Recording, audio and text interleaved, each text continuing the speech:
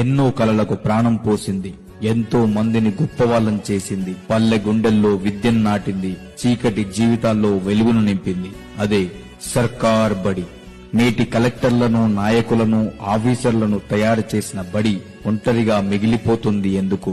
వందల మంది పిల్లలతో కలకలలాడిన సర్కారు బడి ఇంత దీనస్థితిలో మూగబోయింది ఎందుకు? ఈ సమాజంలోని అందరికీ ప్రభుత్వ ఉద్యోగం కావాలి, ప్రభుత్వ పథకాలు కావాలి, ప్రభుత్వమిచ్చే అన్ని ఉచితాలు కావాలి. కానీ ప్రభుత్వ విద్య మాత్రం వద్దు. రాష్ట్రానికి, దేశానికి వెన్నెముకైన సర్కారు బడి నేడు చతికిల పడిపోయిన పాపం ఎవరిది? ఈ సమాజంలో గొప్ప కోసమో మెప్పు కోసమో ప్రైవేట్ బడి మోజులో పడి నలిగిపోతున్న తల్లిదండ్రులు సర్కారు బడి గొప్పతనాన్ని మర్చిపోయారు. వేలు పోసి ఫీజులు కడుతూ సోషల్ స్టేటస్ గా ఫీల్ అవుతున్నారు. అడ్డగోలుగా వసూలు చేస్తున్న ఫీజుల దాహానికి బలవుతున్నారు. నేడు బడి ఓ బ్రాండ్ అయ్యింది, విద్య వ్యాపారమైంది.